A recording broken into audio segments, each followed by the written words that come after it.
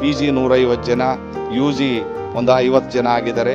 ಅವ್ರಿಗೆಲ್ಲ ಮುಂದೆ ಉಜ್ವಲ ಭವಿಷ್ಯ ಸಿಗಲಿ ಅಂತ ಹೇಳಿ ನಮ್ಮ ಏನು BGS institute of medical science ಇದೆ, ಇವತ್ತು VTUನಲ್ಲಿ ಭಾಳ ರ್ಯಾಂಕ್ ಸ್ಟೇಜಲ್ಲಿದೆ. ಇವತ್ತು ಆ ಅತ್ಯುತ್ತಮ ಮಾರ್ಗದರ್ಶನ ಮಾಡ್ತಿರ್ತಕ್ಕಂಥ ನಮ್ಮ ಎಲ್ಲ ಡಾಕ್ಟ್ರು ಸಿಬ್ಬಂದಿಗಳಿಗೆ, ಅದರಲ್ಲೂ ನಮ್ಮ ಡಾಕ್ಟ್ರ್ ಮೋಹನ್ ಏನಿದ್ದಾರೆ, ಅವರು ಮನಸ್ಫೂರ್ತಿಯಾಗಿ ಈ ಸಂಸ್ಥೆನ ತುಂಬ ಇಚ್ಛೆಯಿಂದ ಬೆಳೆಸ್ತಾ ಇದ್ದಾರೆ. ಈ ಸಂಸ್ಥೆ ಇನ್ನೂ ಹೆಚ್ಚಾಗಿ ಬೆಳಿಬೇಕು ಅಂತ, ಬೆಳೆಸೋಣ ಅಂತ ಎಲ್ಲರೂ ಸೇರಿ ಈ ಸಂಸ್ಥೆನ ಕಟ್ಟಿ ಬೆಳೆಸೋಣ ಅಂತ ಹೇಳಿ ನನ್ನ 2 ಮಾತು ಮುಗಿಸ್ತೀನಿ. ತುಂಬ ಸಂತಸದ ವಿಚಾರ ಏನು ಅಂತಂದರೆ, ರಾಜೀವ್ ಗಾಂಧಿ ಯೂನಿವರ್ಸಿಟಿ ಅಡಿನಲ್ಲಿ ಬರ್ತಕ್ಕಂಥ ನಮ್ಮ BGS James global institute of medical science ಸುಮಾರು 24 ವಿಶ್ವವಿದ್ಯಾಲಯ ಮಟ್ಟದ ರ್ಯಾಂಕ್ಗಳು ಬಂದಿರತಕ್ಕಂಥ ತುಂಬ ಸಂತೋಷ.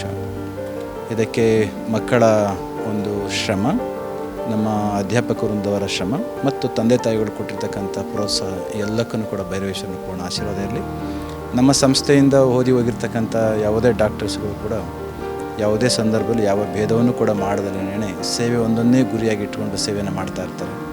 ಅಂತಹ ಹೊರಗೆ ಹೋಗ್ತಾ ಇರ್ತಕ್ಕಂಥ ಸಮಾಜದ ಸೇವೆ ಹೊರಟಿರ್ತಕ್ಕಂಥ ಎಲ್ಲ ಡಾಕ್ಟರ್ಸ್ಗಳನ್ನು ಕೂಡ ನಾವು ಶುಭ ಆರೈಕೆಯನ್ನು ಮಾಡ್ತೇವೆ. ಭೈರವನ ಪೂರ್ಣ ಆಶೀರ್ವಾದ ಕೊಡ್ತೇವೆ.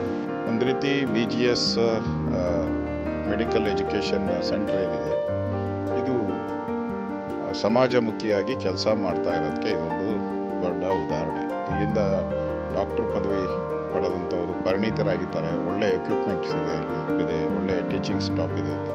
ಸೊ ಆ ದೃಷ್ಟಿಯಿಂದ ಇಲ್ಲಿ ಬರುವಂಥ ವಿದ್ಯಾರ್ಥಿಗಳು ಕೂಡ ಒಳ್ಳೆಯ ಡಾಕ್ಟರ್ ಆಗಿ ಕೆಲಸ ಮಾಡುವಂಥದ್ದಕ್ಕೆ ಈ ಸಂಸ್ಥೆ ಮಾಡ್ತಾ ಇರುವಂಥ ಕಾರ್ಯಗಳಿಗೆ ನನ್ನ ಬೆಂಬಲ ಇದ್ದೇ ಇದೆ.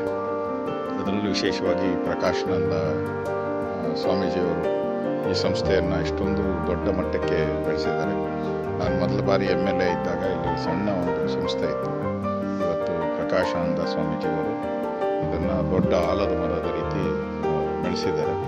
ಸೊ ಇನ್ನಷ್ಟು ಎತ್ತರಕ್ಕೆ ಈ ಸಂಸ್ಥೆ ಬೆಳೀಲಿ ಅನ್ನೋ ಶುಭ ಹಾರೈಕೆಯನ್ನು ಮತ್ತು ಪ್ರಕಾಶಾನಂದ ಸ್ವಾಮೀಜಿಯವರಿಗೆ ನನ್ನ ಬೆಂಬಲವನ್ನು ಕೊಡ್ತಾ ಇದ್ದೀನಿ.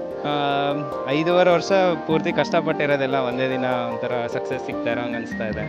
ಆ್ಯಂಡ್ ಈ ಜರ್ನಿನಲ್ಲಿ ಎಲ್ಲರೂ ಪೇರೆಂಟ್ಸ್ ಇರ್ಬೋದು, ಟೀಚರ್ಸು, ಫ್ರೆಂಡ್ಸು ಎಲ್ಲರೂ ಕೂಡ ಸಪೋರ್ಟ್ ಮಾಡಿದ್ದಾರೆ. ಅವೆಲ್ಲರಿಗೂ ಥ್ಯಾಂಕ್ಸ್ ಹೇಳೋಕ್ಕೆ ಇಷ್ಟಪಡ್ತೀನಿ. ಆ್ಯಂಡ್ ಒಟ್ಟಿಗೆ ಈ ಒಂದು ಜರ್ನಿ ಎಷ್ಟು ಕಷ್ಟ ಇದ್ರೂ ಇವತ್ತೊಂಥರ ಸಂತೋಷ ಸಿಗ್ತಾ ಇದೆ. ಇಲ್ಲ, ಬರೀ 5 ವರ್ಷ ಅಲ್ಲ, ನಾವು ಫಸ್ಟ್ ಸ್ಟ್ಯಾಂಡರ್ಡಿಂದನೇ ನಾವು ಅಂದ್ಕೊಂಡಿದ್ವಿ. ಯಾಕೆಂದರೆ ದೊಡ್ಡ ಮಗ ಇಂಜಿನಿಯರು, 2ನೇ ಮಗನ ಡಾಕ್ಟ್ರು ಮಾಡಬೇಕು ಅಂದ್ಕೊಂಡಿದ್ವಿ. ಅದಾಗಿದೆ. ತುಂಬ ಖುಷಿ ಇದೆ.